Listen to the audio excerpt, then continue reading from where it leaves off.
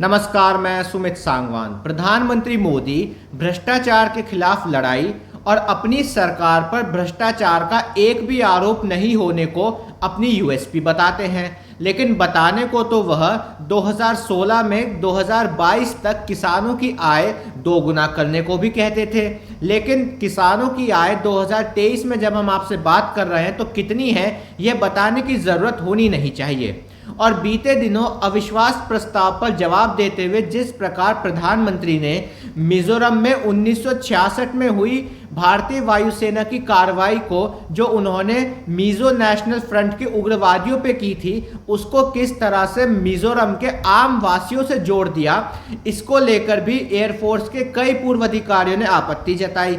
ये बात हम आपको शुरुआत में इसलिए बता देना चाहते हैं ताकि आप प्रधानमंत्री की बातें और धरातल पर वो दरअसल किन परिस्थितियों में चीजों को उतारते हैं, इसके बीच के असंतुलन को समझ सकें। क्योंकि प्रधानमंत्री मोदी जब 2014 में सत्ता में काबिज हुए तो उनका एक नारा बहुत प्रचलित था और उस नारे के जरिए ही प्रधानमंत्री ने पूरे भारत के भीतर के समूचे राजनीतिक परिदृश्य को बदल दिया। और कुछ इस लिहाज से बदला कि 1984 के बाद पहली बार 30 वर्षों के लंबे अंतराल के बाद 2014 में भारत की जनता ने पूर्ण बहुमत से एक सरकार को चुना। वह नारा क्या था? प्रधानमंत्री के मुख से यह नारा उस दौर में भी और आज भी अक्सर गूंजा करता है, ना खाऊंगा ना खाने दूंगा। इसका तात्पर्य भ्रष्टाचार और अनियमितताओं से होता है कि ना मैं स्वयं भ्रष्टाचार करता हूं और ना ही मैं भ्रष्टाचार करने की किसी को इजाजत देता हूं। हम प्रधानमंत्री के स्वयं भ्रष्टाचार करने का तो जिक्र नहीं करेंगे, लेकिन करने देने का जिक्र हम आज जरूर करेंगे।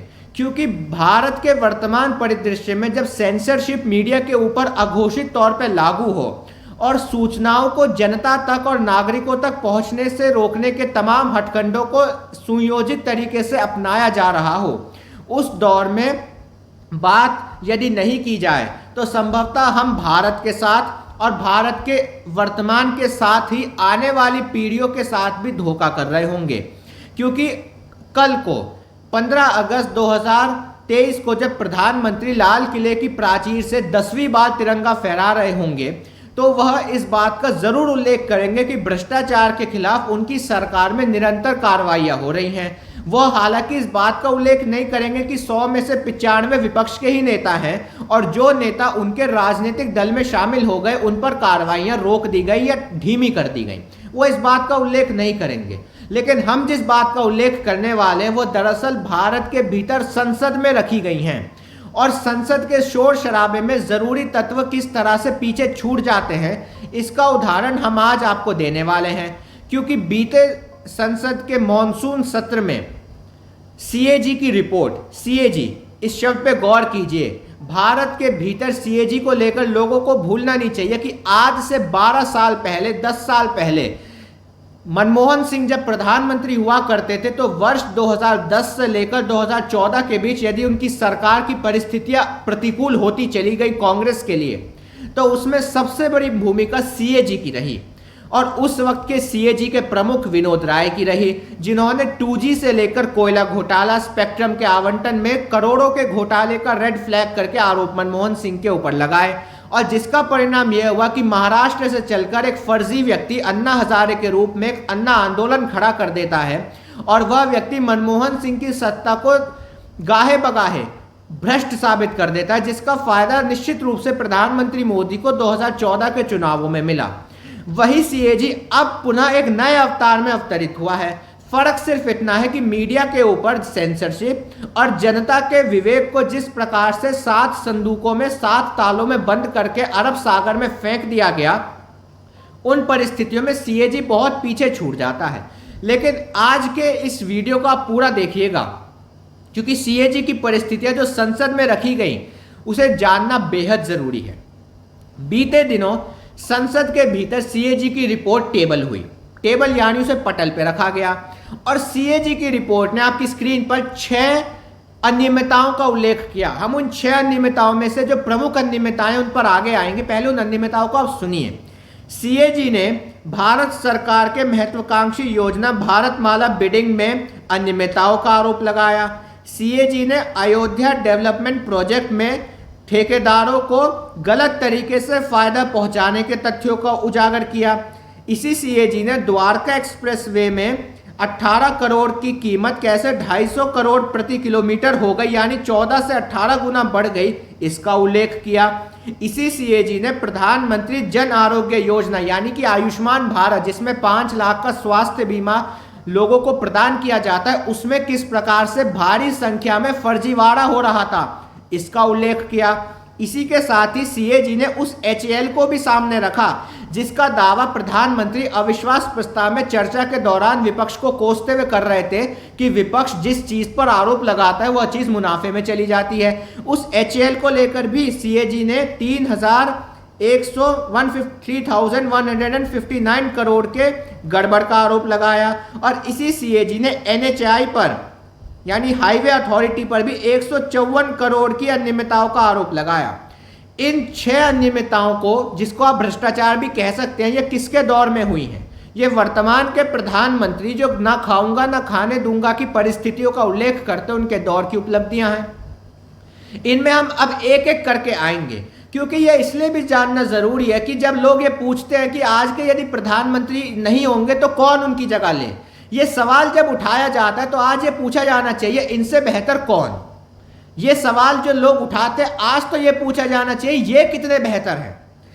इसमें पहला उदाहरण हम लेंगे प्रधानमंत्री जन आरोग्य योजना, आयुष्मान भारत। 2018 में झारखंड की भूमि से प्रधानमंत्री ने आयुष्मान भारत की नींव रखी थी और आयुष्मान भारत को यह कहकर बताया गया कि भारत के स्वास्थ्य क्षेत्र में क्रांति हो गई है और 70 सालों में जो नहीं हुआ वो अब शुरू होने वाला है। लेकिन आयुष्मान भारत में अनियमितताओं के जो रिकॉर्ड तोड़े गए उसमें इस बात का क्या उल्लेख भारत के भीतर लोगों को नहीं होना चाहिए कि 7.5 लाख लाभार्थियों के फोन नंबर एक ही थे। कमाल की परिस्थितियां हैं। 7.5 लाख लाभार्थी प्रधानमंत्री आयुष्मान योजना में एक ही फोन नंबर इस्तेमाल कर रहे हैं। अब या तो यह अमृतकाल में ही संभव हो सकता है, पहला सवाल, या दूसरा कर्तव्य काल में ही यह संभव हो सकता है, क्योंकि आम भारतीय के इतिहास को यदि हम टटोलें तो 7.5 लाख लोगों पर एक ही फोन नंबर, यह तो वह परिस्थितियां दर्शाता है कि जैसे हरियाणा के नूह में हुई हिंसा पर मनोहर लाल खट्टर ने यह कहा कि हरियाणा के 2 करोड़ लोगों पर 60,000 पुलिसकर्मी हैं और हम सबको सुरक्षा नहीं दे सकते। यहां तो 7.5 लाख लोगों पर एक ही फोन नंबर है। कमाल की परिस्थितियां भी सुनते जाइए। इसके साथ ही 4,761 पंजीकृत आधार नंबर एक जैसे, यानी कि 7 आधार नंबर 4,761 लोगों के नाम से पंजीकृत हैं। यह भी फिर वही सवाल, अमृतकाल में संभव है या कर्तव्य काल में? इससे ज्यादा तो नहीं हो सकता। इसके साथ ही इसको लेकर के आगे जब हम बढ़ते हैं तो सीएजी की रिपोर्ट में यह सवाल तो कोई भी पूछेगा कि क्या जो यूनिक आईडी नंबर उसको वेरीफाई नहीं किया जाता? क्या अस्पतालों ने जो इस योजना के अंतर्गत आते हैं क्या वाकई में 7.5 लाख लोगों को फर्जी रूप से फायदा पहुंचा दिया, यानी नुकसान? इसी के साथ ही मिसमैनेजमेंट को लेकर भी सीएजी की रिपोर्ट इस बात में उल्लेख करती है। और सबसे महत्वपूर्ण बात, इस रिपोर्ट का खंडन अभी तक नहीं हुआ है, यानी कि संसद के पटल पे जो चीज रखी गई उसका सीएजी के रूप में किसी ने खंडन नहीं किया। स्वास्थ्य मंत्री मनसुख मांडविय हो या स्वास्थ्य राज्य मंत्री केंद्रीय स्तर पे हो, उन्होंने इस बात का खंडन नहीं किया कि सीएजी के आरोपों में कोई तथ्य नहीं है। तो इसे क्या समझा जाए? क्या गड़बड़ी हुई है या नहीं? इसका जवाब तो पूछा जाना चाहिए। लेकिन प्रधानमंत्री के दौर में अमृतकाल क्योंकि चल रहा, तो अमृतकाल जाहिर सी बात है आयुष्मान भारत योजना तक तो रुकता नहीं, वह और आगे बढ़ गया और वह भारतमाला प्रोजेक्ट तक पहुंच गया। भारतमाला प्रोजेक्ट प्रधानमंत्री मोदी और सड़क और परिवहन मंत्री नितिन गडकरी का बहुत ही एक तरह से महत्वाकांक्षी प्रोजेक्ट है, जिसके तहत भारत को और भारत के सभी राज्यों को सड़क, टनल्स यानी कि सुरंगें, हाईवेज, फ्लाईओवर्स, इनके जरिए भारत के भीतर सड़कों का जाल बिछाना मकसद है। लेकिन सीएजी ने उसमें भी अनियमितताओं का आरोप लगाया और यह पाया कि उसका सबसे प्रमुख, और उसने 2 उदाहरण इसमें लिए, द्वारका एक्सप्रेसवे और दिल्ली मुंबई एक्सप्रेसवे। और इनका उल्लेख करते हुए उसने अनियमितताओं का जो जिक्र किया वो हैरान करने वाली हैं। उसमें सीएजी बताते हैं द्वारका एक्सप्रेसवे में कि कैसे जो कैबिनेट कमेटी ने जो रकम तय की थी वह रकम तो करीब 18 करोड़ प्रति किलोमीटर के हिसाब से होनी थी, लेकिन वह बढ़ के 251 करोड़ प्रति किलोमीटर हो जाती है। अब कोई भी ये सवाल करेगा कि इसके बीच का कमीशन किधर जाता है। कमीशन से याद आया, मध्य प्रदेश में प्रियंका गांधी पर एफआईआर हुई है कमीशन को लेकर कि उन्होंने शिवराज सिंह चौहान की सरकार के खिलाफ कमीशन का आरोप लगाया और एक चिट्ठी को साझा किया। इसी को अमृतकाल कह सकते हैं कि प्रियंका गांधी ने तो अखबार की एक खबर को शेयर किया था, लेकिन अखबार पे एफआईआर नहीं होती है, एफआईआर प्रियंका गांधी पे होती है। खैर हम उसमें नहीं जाएंगे, लेकिन कमीशन का क्योंकि जिक्र आया इसलिए हमने ये बात करी। 251 करोड़ प्रति किलोमीटर, इन परिस्थितियों का किसी ने जवाब मांगना चाहा। और उसके साथ ही दिल्ली मुंबई एक्सप्रेसवे को लेकर भी सीएजी ये बताता है कि अगले 25 वर्षों तक भी इसका जो फंड है वो इस्तेमाल नहीं हो सकता। यानी कि पैसा जारी कर दिया गया, इस्तेमाल होगा नहीं तो वो कमीशन के रूप में कहीं ना कहीं तो जाएगा, या तो पार्टी फंड में जाएगा, इलेक्टोरल बॉन्ड के रूप में, वो कहीं भी जा सकता है, लेकिन एक्सप्रेसवे में तो नहीं जाएगा। तो ये जो सवाल है, क्या ये सवाल पूछे नहीं जाने चाहिए? जो प्रधानमंत्री ना खाऊंगा ना खाने दूंगा का जिक्र करते हैं, उनके दौर में ठेकेदार धड़ेआम सरेआम खा रहे हैं, लेकिन सवाल पूछने वाला कोई नहीं है।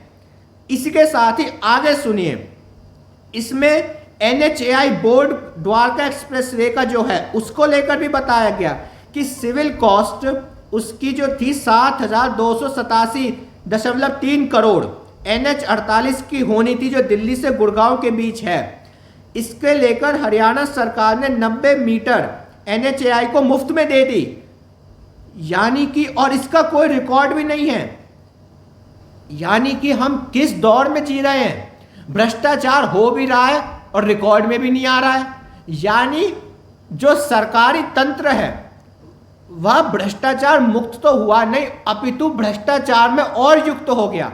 लेकिन फर्क हमने जैसा आपको बताया, मीडिया के ऊपर जो सेंसरशिप लागू है, ये Anjana, Chitra Tripathi, Sudhir Chaudhary, Amish Devgan, Aman Chopra, Rajat Sharma, Sumit Awasthi, Romana Isar Khan, ABP news, Zee news, Aaj Tak, India TV और news 18 India, Times Now, Navika Kumar फूपी जी, हमारे सुशांत सिन्हा भैया जी, ये जो है सुदर्शन के सुरेश चौहान के ताऊ जी, ये जो रिश्तेदार बैठे हैं मीडिया के भीतर, ये सवाल नहीं उठाएंगे।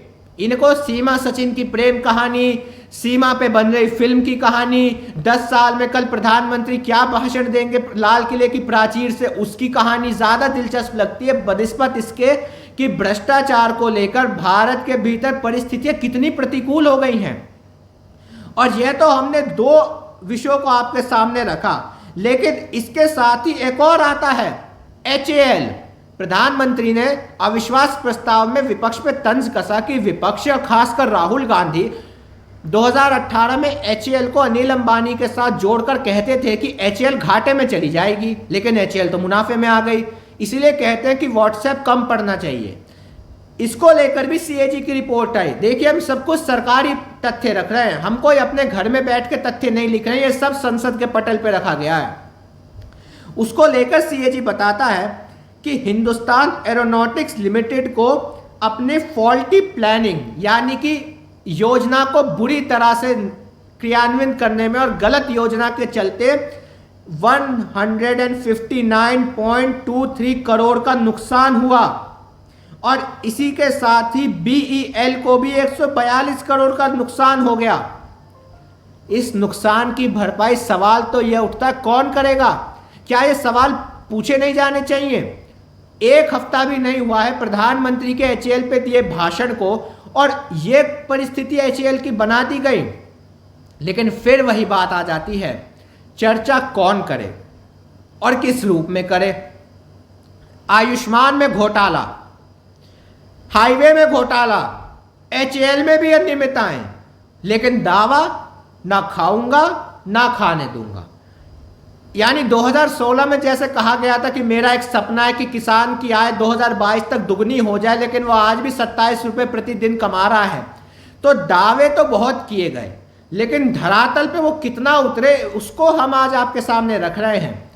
लेकिन सवाल वही उठता है कि जनता की निगाहों में भ्रष्टाचारी तो कांग्रेस है, जिस पर 2G के विषय में 2017 में अदालत का फैसला आता है और जज ये कहने को मजबूर हो जाते हैं, मैं दिन भर अदालत खोल के बैठा रहा कि कोई तो एक तथ्य लाए 2G के मामले में, CBI या ED, लेकिन कोई तथ्य नहीं आए और फैब्रिकेट करके अपने अनुसार तथ्यों को तोड़ मरोड़ कर एक घोटाला खड़ा किया गया जो कभी हुआ ही नहीं था।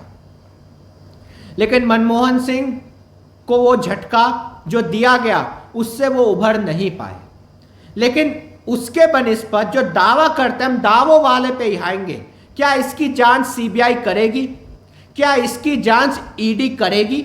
ये सवाल होना चाहिए, क्योंकि CBI और ED को लेकर ही तो 2021 में बीजेपी में कांग्रेस से शामिल हुए महाराष्ट्र में हर्षवर्धन पाटिल ने ही कहा था कि जब मैं कांग्रेस में था मुझे रात में नींद नहीं आती थी कि पता नहीं कब ED या CBI आ जाए, लेकिन अब चूंकि मैं बीजेपी में आ गया हूं तो अब मुझे चैन की नींद में सोता हूं, क्योंकि मुझे पता है अब ED और CBI नहीं आएंगी।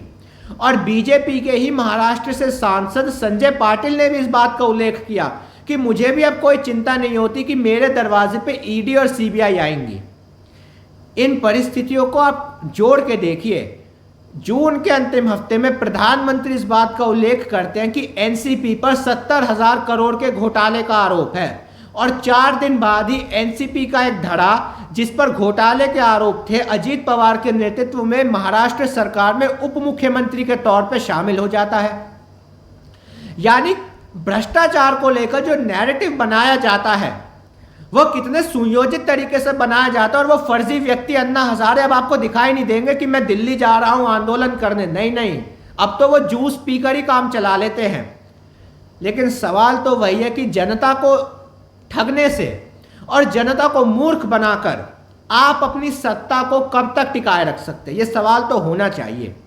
क्योंकि आज भी जब लोग ये कहते हैं कि प्रधानमंत्री वर्तमान के नहीं होंगे तो उनकी जगह कौन लेगा, सवाल तो यह वो होकर क्या कर रहे हैं। वह होकर आयुष्मान में घोटाला कर रहे हैं, NHAI में घोटाला कर रहे हैं, द्वारका एक्सप्रेस वे में घोटाला कर रहे हैं, HAL में घोटाला कर रहे हैं। और सिर्फ केंद्रीय स्तर पे क्यों, मध्य प्रदेश के भीतर जिस सरकार ने प्रियंका पर FIR करी है वह सरकार चाहे व्यापम घोटाला, डंपर घोटाला, अवैध खनन घोटाला और हाल ही के दिनों में पटवारी में जो भर्ती परीक्षा हुई उसमें भी घोटाला कर दिया, लेकिन FIR करने की नैतिकता उनमें है। कमाल की परिस्थितियां हैं। कर्नाटक के भीतर 40% कमीशन ही बसवराज बोम्मई सरकार की पहचान बनी और मीडिया ने इस खबर को महज एक हेडलाइन के रूप में दिखाकर चलता कर दिया कि ज्यादा नहीं दिखाना है।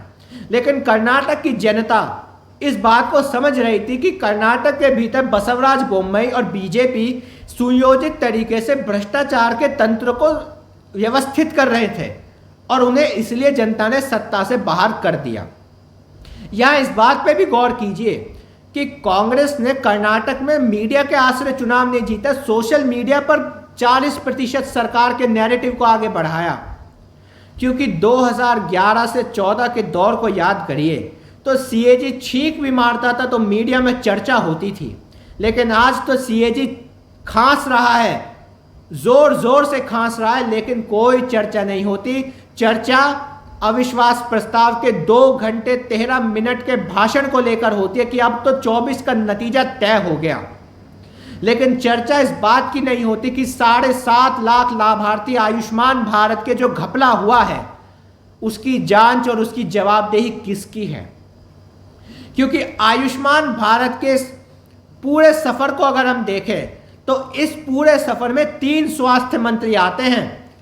जो वर्तमान के बीजेपी अध्यक्ष JP नड्डा 2018 में जब योजना शुरू हुई तब वो स्वास्थ्य मंत्री थे।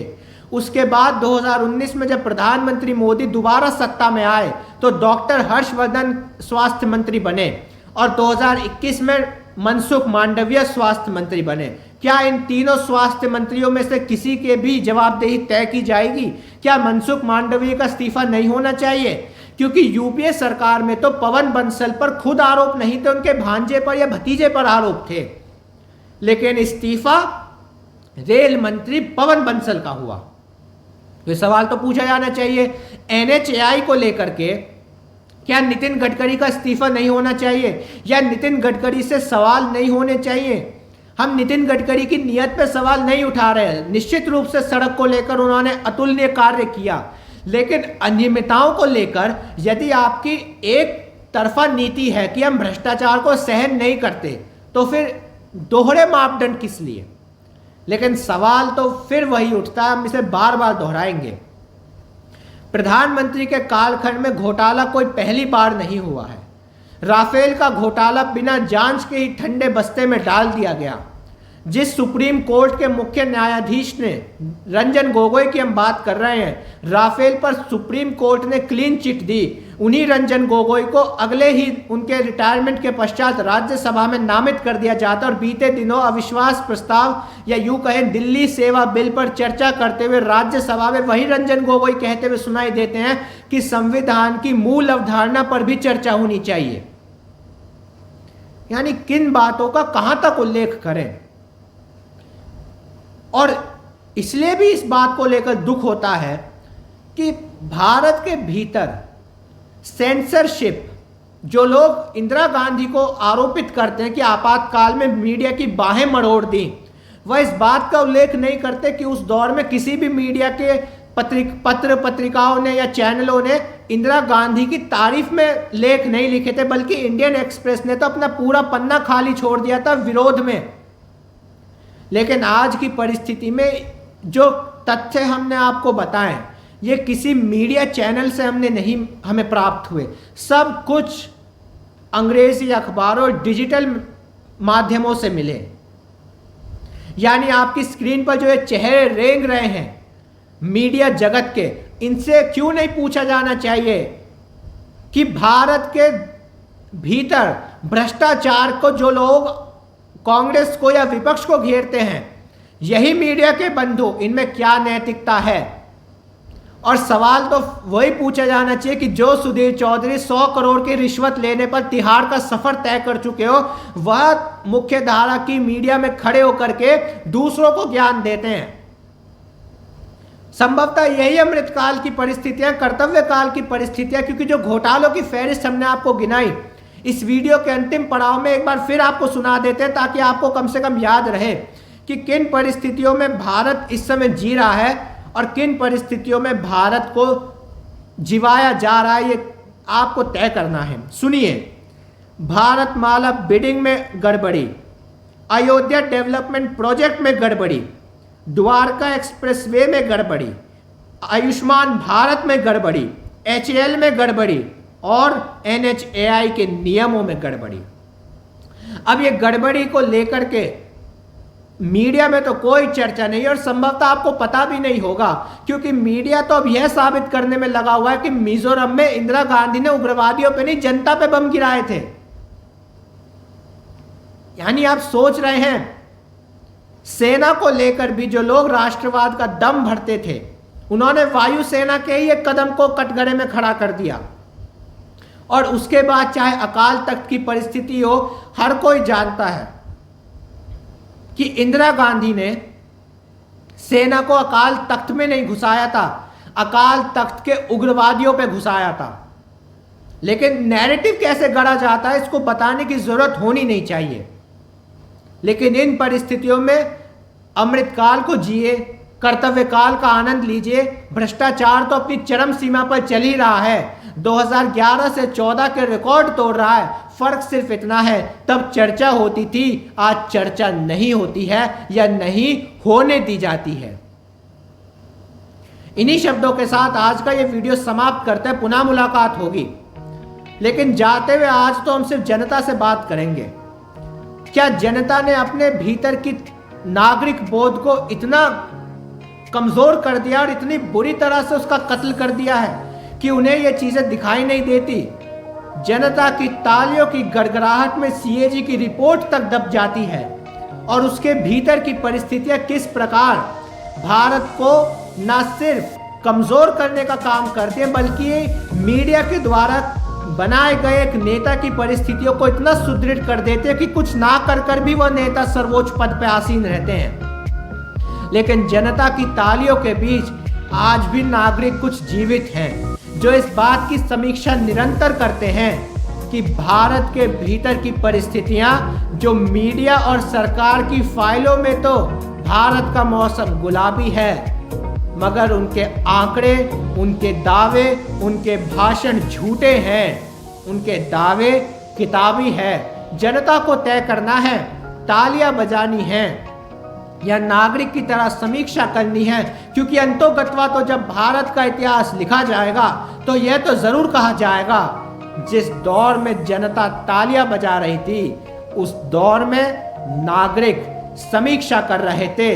तालियों की गड़गड़ाहट से चीजें दबाई जाती हैं, लेकिन वह समीक्षा है जो चीजों को उजागर कर देती है। फैसला आपका है, वर्तमान बेहतर है या इस वर्तमान से कोई और भी आ जाए तो वह बेहतर है। तालियां बजाइए या समीक्षा करिए। पुनः मुलाकात होगी। नमस्कार।